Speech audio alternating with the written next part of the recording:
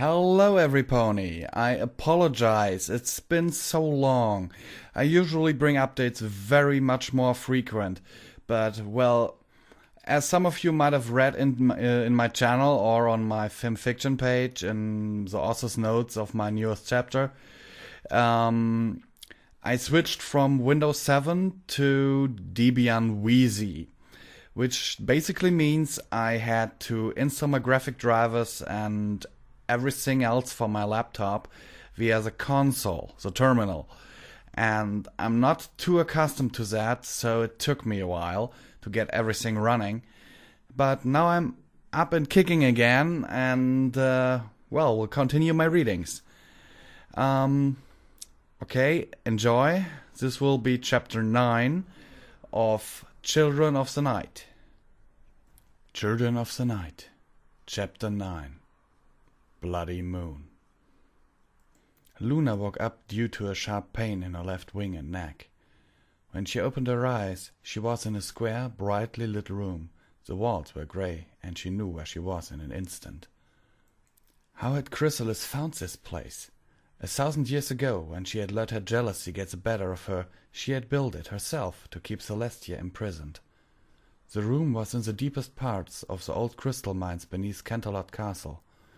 The walls made of dampening crystals, not even her sister would be able to escape. Luna sat on her haunches, inspecting her horn with one hoof. There was no dampening device attached to it, but that wouldn't matter. She wouldn't be able to teleport out of here, or break the walls with her magic. That was the whole idea of this room, when she had built it in the past. If she had just banished Celestia to the sun, like she had banished her to the moon, she might eventually break out one day, since the mana of the celestial bodies strengthens them. But imprisoning her underground would weaken her considerably over time, without taking her immortality. What was it that Chrysalis had brought her here for? Had the Queen of the Changelings really become that much smarter? In the past she would just have put a dampener on her, and go on with her daily business. But those would only work partially on her, since she was no ordinary unicorn, but an almost fully grown alicorn. Did she know that they wouldn't work, or had she just assumed it? The uncertainty was unnerving. What had happened to the rest of her children after she got captured? Did they follow her orders and put up a barrier, or did they retreat to the garden? The thought of her children brought tears to Luna's eyes. Only now she remembered her flight through Ponyville that night. All over the place there had been screaming ponies, who had been gravely injured, or others, and that was even worse for her, laying absolutely still in their own blood. The unseeing eyes of those ponies seemed to blame her for their deaths. And wasn't it her fault in the end? She had underestimated Chrysalis. She had led them into battle. She had left the group to attempt something that might be important. And she, who was not there when her children were slaughtered by an overwhelming force of changelings. Sure, some had survived, but over half of those she had brought with her, who had stood loyal to her, not willing to disappoint her, had died for her cause. They had died to do her a favor, and she hadn't been there to help them. These thoughts made her eyes water even more. Had she been with them the entire time, like any responsible mother would have done, then she could have avoided all of it. She wouldn't even have been captured. Her children wouldn't have let them. Let them? She remembered seeing Frostmane coming into the town square shortly before she was carried away. Why hadn't she helped her? She remembered Frostmane perfectly. One of her forelegs had been bent in an odd angle, and she looked like she had been in a bad shape. But why the hate didn't she even try? Luna shook her head. Of course Frostmane would have helped her, if she had been able to. The long battle must have been an enormous strain on her. There was nothing that she could have done. Or was there? Luna began to wonder. She had, for the very first time since she had founded the garden, left her children down. Was this their revenge for that? No. She shouldn't think like that. What was wrong with her? Why was she thinking all of this? Luna began to shake her head violently as her thoughts wandered back to her last conversation with Celestia. But we have to act. Every day we don't, more of my little ponies will suffer and die. You are forgetting that they are my subject as well, Celestia. Well, you seemingly care more for the safety of your refuge than the safety of your subjects. Listen to what you are saying, big sis. Of course I care for our subjects, but this is not the time to act yet. We are barely prepared and would only get ourselves killed if we attacked now. I heard a report from Guard Captain Goldshield. She said that Moonsinger claims to be able to take out 50 changelings alone. If they are that strong, then the 113 that have already arrived would be more than enough. Yes, Celestia, Moonsinger is that strong, but not all of my children are. She is, like Twilight Sparkle is to you, my personal student. She knows and can perform magics that most unicorns in the garden don't even know exists. That is due to her being almost always close to me in the past, which made her spark stronger than the others. But still, we need to at least send out teams to scout the area. Surely you can't object to that. Oh yes, I can. What do you think how they will be able to get past Ponyville? There's no way they would be able to sneak around it, and it's the only way to the other settlements. Going through the forest itself would take too long and weaken their sparks before they even got there. If we wanted to do something, it is recapturing Ponyville first. It's settled then. I will take the ones that are already here and go do just that. No! Luna had sighed at that part. She had been tired of Celestia wanting to press her to act. She knew that she was right. They had to act sooner or later. But Celestia wasn't herself just now. The worry about her subjects and the elements of harmony clouded her judgment. However, if she did not do something soon, Celestia might try to go out there alone. Luna cried even more now, these fresh tears being not only for her fallen children, but also tears of rage at Celestia's impatience. That's right, it was all her fault. Celestia had pressed her to attack. Celestia had not stopped nagging her about how much her little ponies must suffer on the chrysalis. Luna once again shook her head and tried to clear her mind. Something was not right here. Surely it was partly Celestia's fault, but mostly hers for having fallen for Chrysalis's trap. Luna tried to calm down, but no matter how much she tried, she couldn't focus her thoughts. With a fearsome battle cry, she charged at the wall to her right, turned around and bucked at it with all her might. She had to let out some of her rage, or she would go insane. That much she knew. And it was the only thing she could focus on as she continued to buck at the wall. The entire room shook under the might of her hoofs. It felt good. Even so, it did not make a single dent into the crystal, but it felt so good to vent some anger. Chrysalis watched the scene going on in the little prison she had discovered the day before through a small window in the ceiling of the room. She was actually knocked off her hoofs when Luna started to strike the wall, but her smile did not falter. Over the last few days she had absorbed many feelings from the residents of Canterlot. The one that tasted the worst, but was also a very powerful one, was hatred. Having stored most of it inside herself, an ability only a queen had, she now released it and infused it into the captured princess's system. Mind control and manipulation was every changeling's specialty, but Chrysalis, as the most powerful among them, was able to actually direct the thoughts of her victims. It was so much fun messing with Luna. The Princess of the Night had not done anything to her the last time she had been in Canterlot to take it over, but she had formed a plan last night.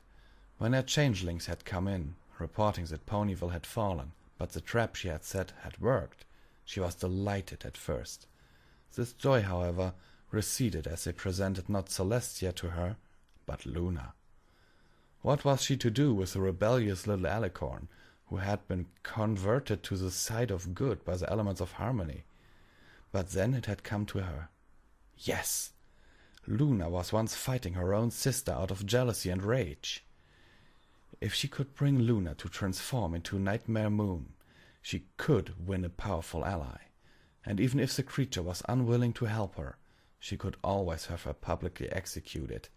It was a situation in which she could not lose. Either she won an ally, or demoralized the ponies of Equestria even more, by executing one of their beloved princesses.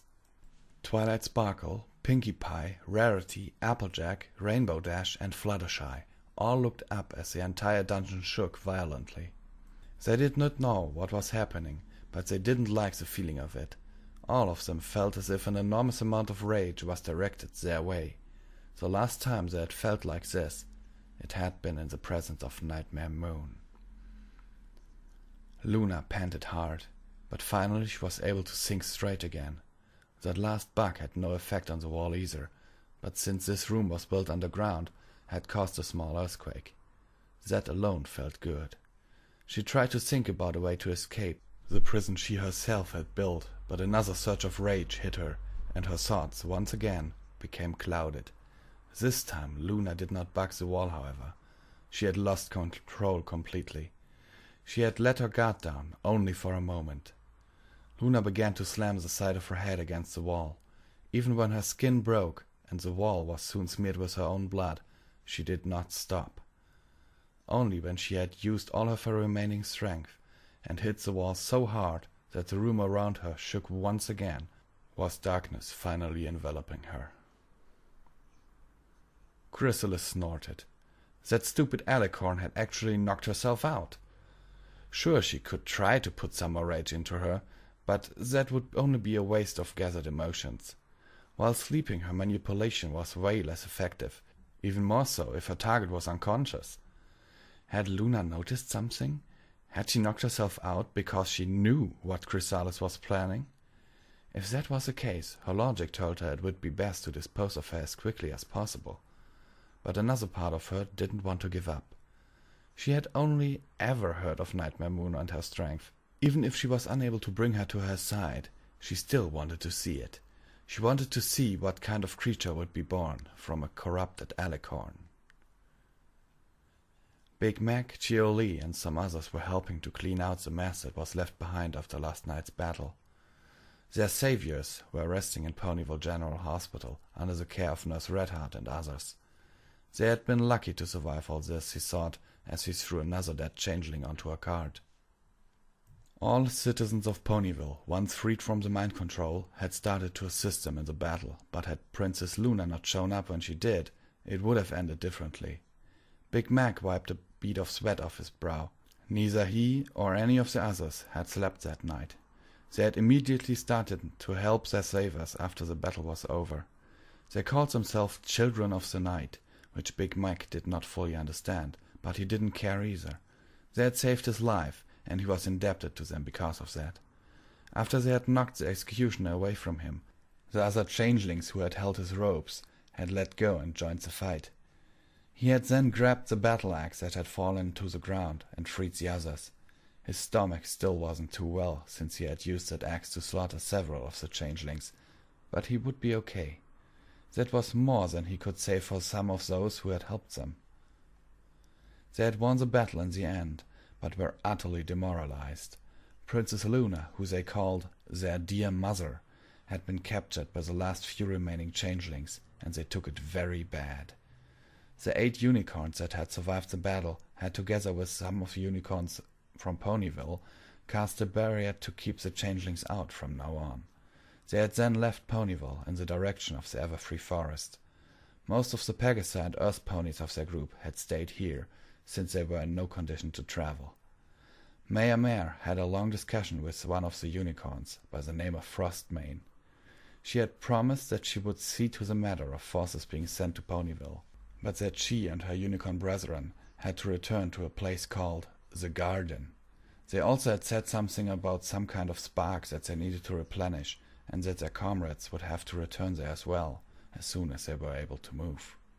Big Mac did not understand half of what Frostmane had told the mayor, but he knew she was a good pony. After the battle he had found her in the town square, crying her heart out over the capture of Princess Luna. He had done everything he could to comfort her, but she wouldn't stop crying.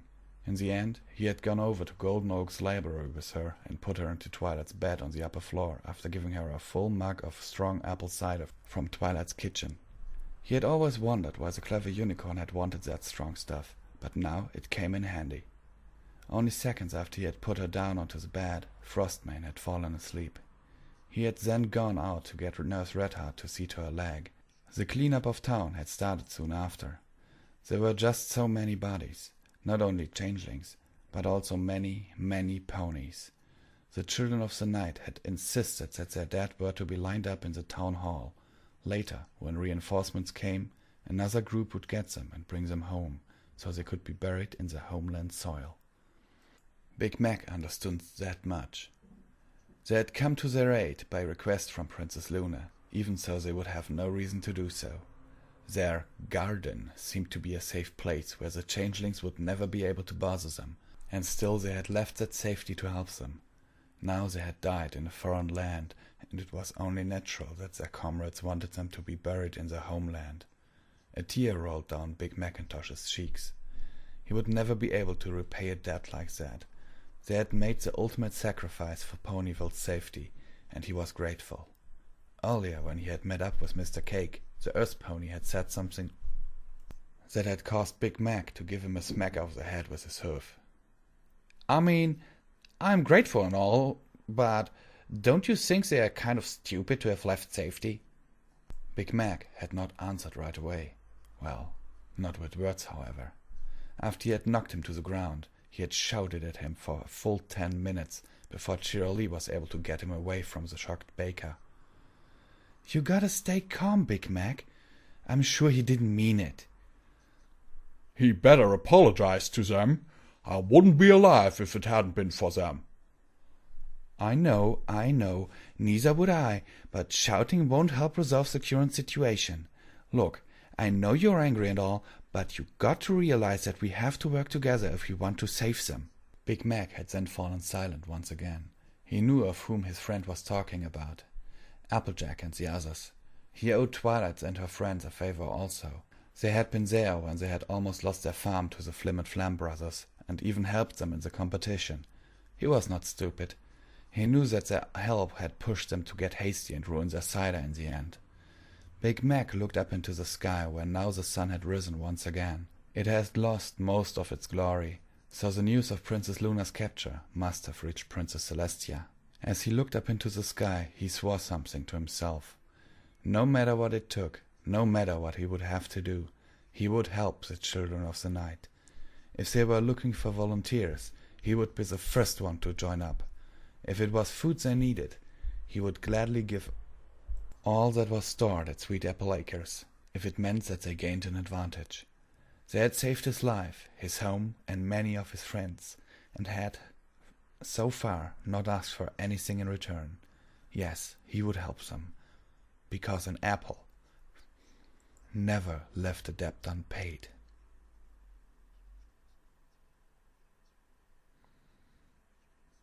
Okay, everybody, I hope you enjoyed this, chapter 9. Well, see you in the next chapter. Sincerely yours, Visual Pony.